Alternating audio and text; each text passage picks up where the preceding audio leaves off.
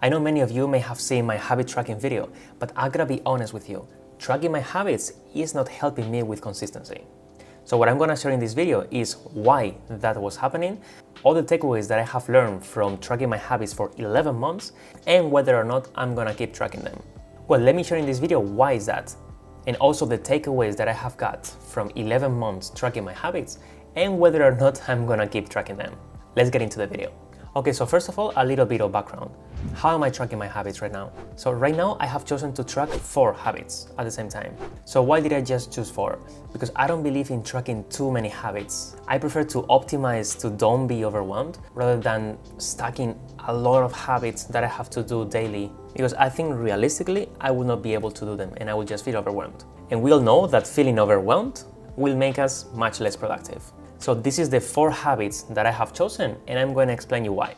The first one is meditation. And the reason for meditation to appear in this list is because of the mental clarity that it provides. Meditation also makes us less reactive to external factors and allow us to slow down in this fast-paced world. The next one will be journaling. This also provides mental clarity, but also acts as a safe space in which I can share my feelings, I can share whatever I'm going through in life. So I have seen that it's really, really beneficial. Next one will be exercise, because I believe that body and mind are totally connected and that this can then translate to a better performance once I'm working. And the last one will be reading. For me, reading is a tremendous source of new ideas that I can implement into my business, and I believe it's an essential part to it. So if you are thinking which habits do you want to start implementing into your life, my recommendation will be to first look at the outcome that you want to get from each of the habits, and if that outcome is worthwhile, then you can include the habit to your list.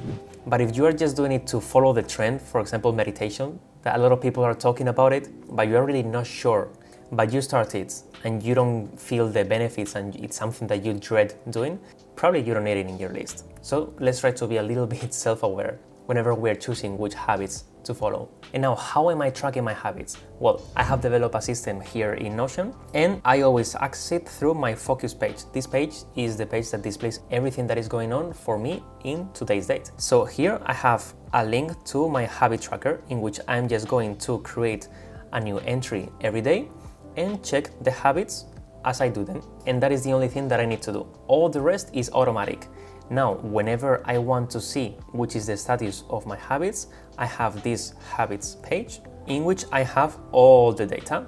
And this is the data that we are going to be using in this video for getting those takeaways from tracking my habits for 11 months. So you can see all the data that we have. So for me, the best way to really understand this data is by using a graph view, but so far in Notion, we don't have that privilege. I hope they're working on that. So before we dive into the takeaways, let me show you around a little bit. Here I'm creating one entry for every new week of the year, and the things that I'm tracking are the effectiveness that I've had during the week. This is related to my work and professional effectiveness that I will feel by the end of every weekly review. And then the rest is completely automatic, are all the averages of each habit's effectiveness. We can see here journaling, meditation, reading, workout, and then something that I've been doing also is to compare the effectiveness of my week with the habit's average performance to see if there is any correlation. So in other words, what I try to find is if being consistent with my habits is helping me to be more productive in my professional life. And then these trophies is just a visual representation of how well I have done with my habits. Okay, so each trophy is at 20%. So now let's put this data onto an Excel file and analyze it. Here we have all that data copied with all the weeks. So let's go one by one. First, let's start with my workout data. So the workout is the red one. So we can see that in the beginning, when I started tracking my habits, I was very motivated, but soon I started to fall off the wagon. But then I realized this in this valley over here. You see that the trend goes down and then stays, and I've been trying to get back on track. So we can see that now the trend is positive again. So this means that I realized that I was not being very consistent with this habit, and I'm trying to go back to being more consistent with it. So the takeaway here will be to just keep this positive trend and to start increasing a little bit the consistency. But so far, things are going okay. Now let's go to my reading habits. We can see that among all this time is above average. The average is the blue one, but we can see that the trend is negative. So even if this habit is still somewhat consistent, but the trend is negative. So this is the perfect example on how tracking our habits can help us spot problems before we actually are experiencing them. So in this case, I will start to take care of my reading habit because it seems that I'm getting less and less consistent every time.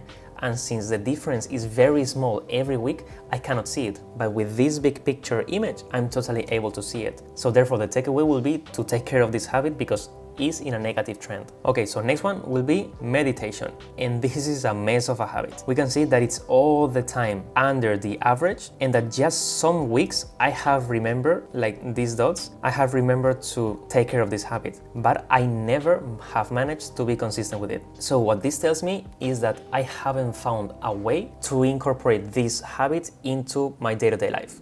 And that is totally true. I seem to never find the proper position of the proper timing for meditation to fit into my schedule. So this has been going on for like 40 something weeks. And the takeaway of this, of course, is to stop and think where in my day I can fit this habit.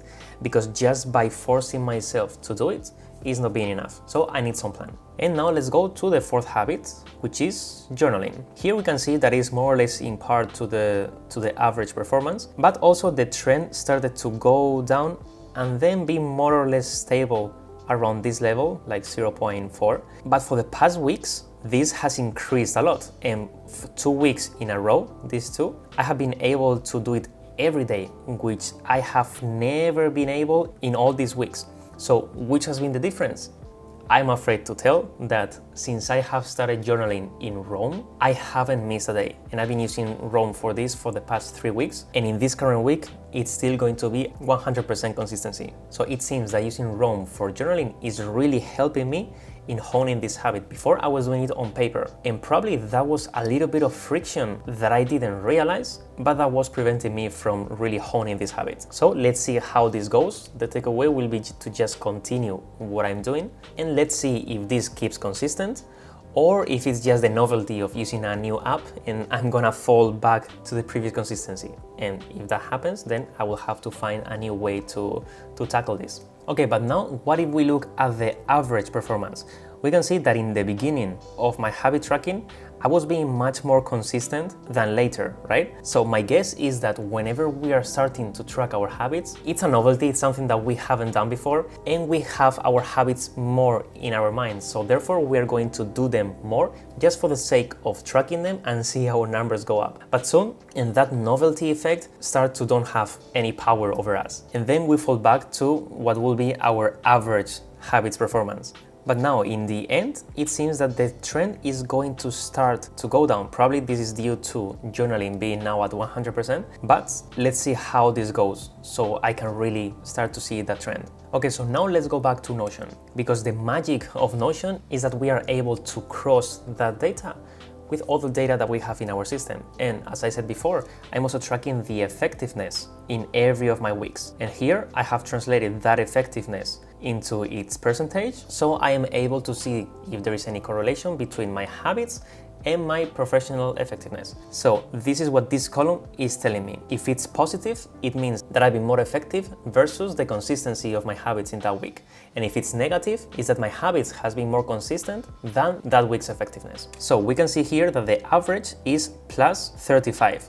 So this means that on average, I've been 35% more effective than my habits performance. So if we believe in the theory that tracking our habits is going to help our professional performance, then we can certainly see that we don't need to do our habits daily to get that effect. So by looking at this data, I kind of feel a little bit better to don't be so consistent with my habits, because really the correlation is not one-to-one. So maybe I need to do my habits, I think like 70% or 60% of the days to get the benefits. So that is really rewarding. Okay, so now what tracking my habits has helped me with? One, I have discovered that there is no a one-to-one correlation between my performance and my habits. So therefore, I don't need to do my habits every day, as I said before. Also, I have understood that even if we feel that a habit is going well, we may not see that we are in a negative trend and that we are starting to be less consistent a little bit every day. And because the difference is so small, we're not aware of it. So by tracking our habits and putting that graph data, it is so easy to see and to spot the problem beforehand. Also, this experience and also making this video has helped me to think a little bit deeper on why some of the habits were more difficult for me to stick to. For example, meditation.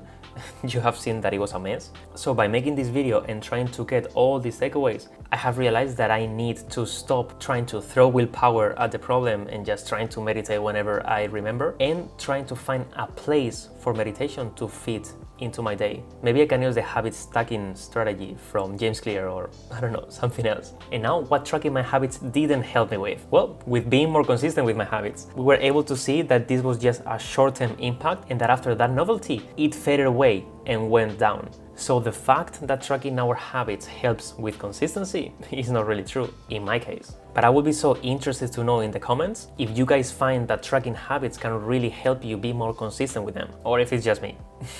So therefore, just tracking our habits, I think, in my opinion, won't help, and we will need to read into the data for really making habit tracking worthwhile. Now, possible future tests that I can do is to really test whether there is a correlation between habits and performance. So I think for testing that, I will need to stop doing my habits altogether for at least 1 month to have at least 4 weeks worth of data and see if my performance went down. I'm quite afraid to do it because I really rely now on my habits to start my day, because my days always start with doing some exercise, then I will have breakfast, then I will read for 30 minutes, then I will journal, and then I will start working. As you see, I didn't mention meditation. So I'm quite scared to don't do it. But I don't know, it's something that I may do in the future to just test this out. But something that I will do is to find out if there is any correlation between how well I schedule my weeks versus my habit performance. And how am I going to do that? Well, in my weekly review, I have added an extra step in which I'm going to track how many tasks I had scheduled for that week and how many tasks I completed. So like this, I can know the completion percentage, and I can know if there is any relation between that number and my habits performance. So now the million-dollar question, am I going to keep tracking my habits? Yes. I think the more data that we have around what we do on a daily basis can help us know ourselves much better and correct whenever we are going towards a negative trend that we are not able to see. Because we have so many things going on in a daily basis. So it is very difficult to keep in our mind whether we are doing our habits, whether we are not. So that's why systems like this are super helpful to kind of outsource that brain power to this system instead of just keeping everything in our brain. So if you think that habit tracking can be helpful for you, you can check the video over here or here, I don't know where I'm gonna put it, in which I showed you how this habit tracking system really works. And you will be also able to find a template in that video and also in the description of this one. And I also know that we are desperate for having useful data, but habit tracking is more of a marathon. So at least for having some useful data, we will need to keep doing it for at least 10 months, I would say, because you've seen in my data that the trends were very long. So maybe the first, 15 weeks, everything was going well, and then it went down. So we need some data to work with. So take it as a marathon. Okay, so now that I have finished filming this video, I gotta go exercising. So as always, hasta la próxima.